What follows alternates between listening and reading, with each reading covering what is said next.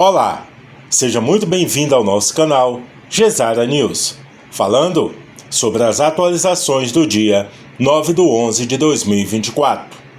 Você que ainda não é inscrito em nosso canal, se inscreva, ative o sininho de notificações, dê seu like e compartilhe. Agora vamos à notícia. Saiba quais são os perigos da alta dívida pública no Brasil e no mundo.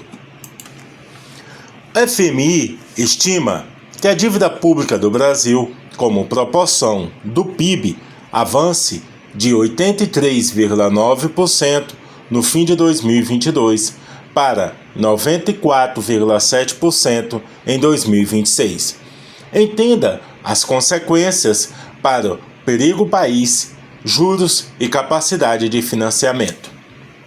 O Fundo Monetário Internacional, FMI, alertou neste mês que a dívida pública global deve ultrapassar 100 trilhões este ano pela primeira vez, atingindo 93% do PIB interno bruto global, e que o Brasil está entre os países em que o débito deve continuar aumentando.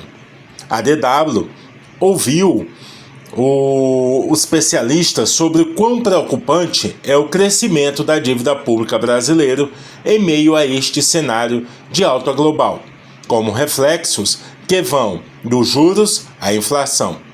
O FMI estima que a dívida pública do Brasil, como proporção do PIB, avance de 83,9%, que foi no final do ano de 2022, para 94,7% em 2026, ao final do mandato do presidente Luiz Inácio Lula da Silva. Se esse cenário se materializar, representará uma piora de 10,8 pontos percentuais para o indicador. O avanço da dívida é o alvo de frequentes disputas no governo, especialmente com o ministro da Fazenda, Fernando Haddad, que vem defendendo a necessidade de reduzir gastos para conter o débito. O cenário amplia incertezas com relação à economia brasileira, além de elevar o chamado risco país, aponta o professor de macroeconomia Ricardo Raimondi, do IBMEC São Paulo. Neste caso, ele diz, há mais dificuldade de financiar a sua dívida e seu déficit. Além disso, a dívida também ficará mais cara.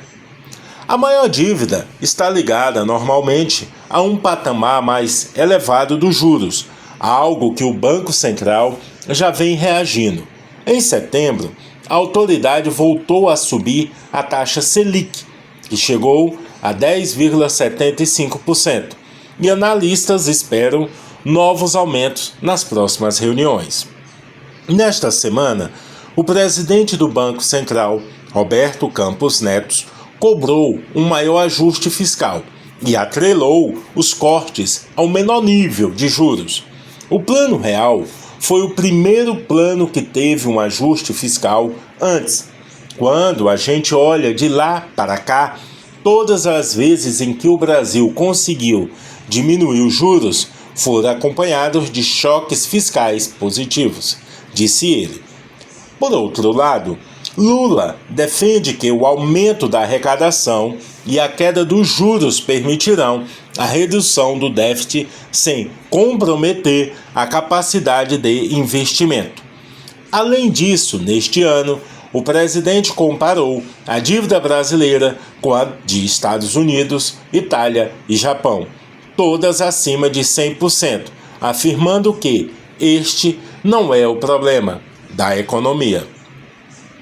E o processo global? As projeções do FMI e os analistas ouvidos concordam que o aumento da dívida pública do Brasil atualmente faz parte de um processo global que envolve múltiplos fatores, inclusive estruturais, como o aumento dos gastos com a previdência diante do envelhecimento da população.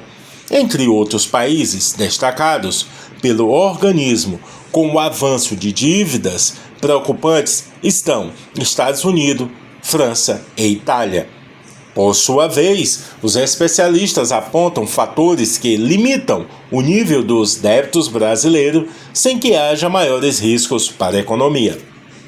Países de renda alta podem dar-se ao luxo de contraírem dívidas como proporção do PIB, bem mais altas que os emergentes, já que há quem compre dívidas públicas mais altas dos mais ricos, explica Otaviano Canuto, membro sênior do Policy Center for the New South e ex-vice-presidente do Banco Mundial. A comparação do Brasil com países como Japão e Estados Unidos é incabível.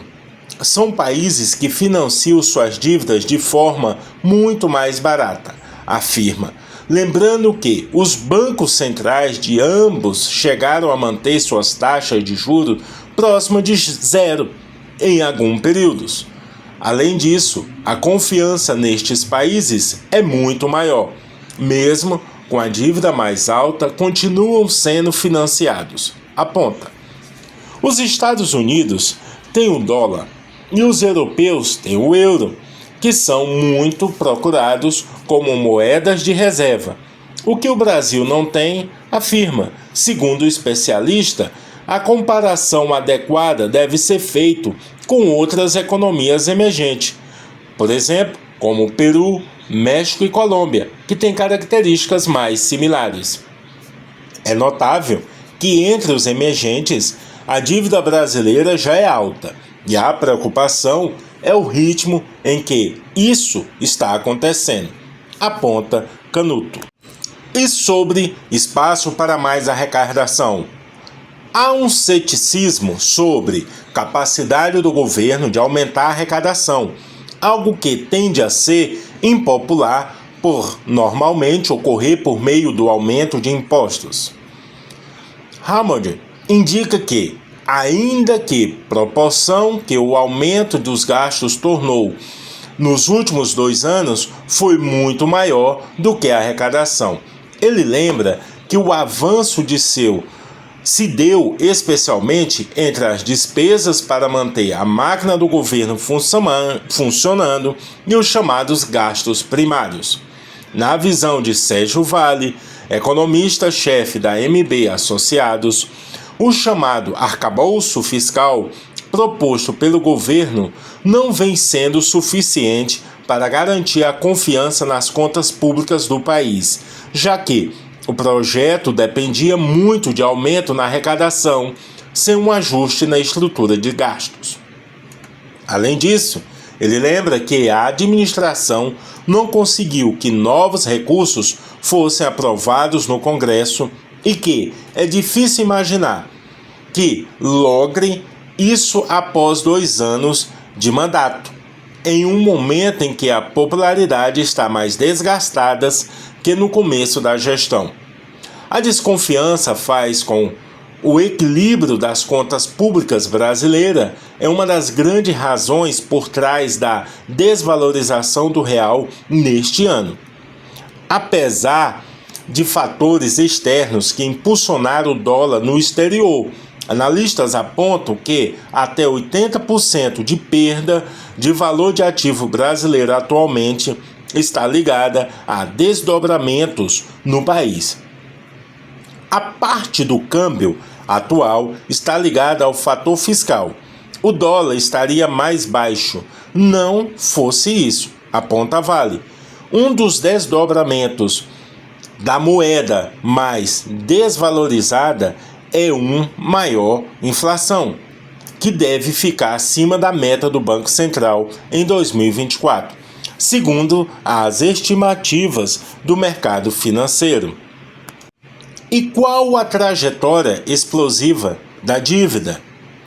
A diretoria gerente do Fundo Monetário Internacional, Cristalina Georgieva, disse que a dívida crescente torna o quadro da economia mundial mais preocupante. A dirigente afirmou que o espaço fiscal continua diminuindo e as escolhas de gasto se tornaram mais difíceis. Escolas ou clima, conectividade digital ou estradas e ponte, sugeriu. Na visão de Canuto, o FMI está enfático na trajetória explosiva da dívida. Entre as principais repercussões, ele acredita que há chance de o cenário levar a uma elevação dos prêmios de risco pelo mundo e juros mais altos, o que impactaria em taxas mais altas também no Brasil. Entre os fatores que devem impulsionar uma alta de gastos nos próximos anos, ele destaca a transição energética, corrida armamentista e políticas populistas. Outro fator é o aumento dos gastos com previdência, enquanto a redução da população economicamente ativa, citando exemplos de países nórdicos e asiáticos. Canuto lembra que as políticas que até agora tentaram reverter as taxas de natalidade têm falhado ao redor do mundo. Vale observar riscos semelhantes e compara com o período de altas dívidas públicas que surgiu a Segunda Guerra Mundial, o que costuma ser citado por aqueles que não creem em grandes riscos de uma alta do nível da dívida. O momento atual é diferente. Naquela época, era possível ter maior crescimento econômico, avalia. Em sua visão, o que poderia amenizar o quadro é um aumento da produtividade, o que pode ser impulsionado por novos desdobramentos tecnológicos, como os oferecidos pela inteligência artificial. A depender do vencedor do Nobel de Economia neste ano, há razões para ter cautela com os ganhos trazidos pelas novas ferramentas. Em um estudo publicado em maio, Damer estimulou um modesto 0,53% os ganhos de produtividade gerais da economia ao final de 10 anos, advindos da aplicação da inteligência artificial em diversos setores.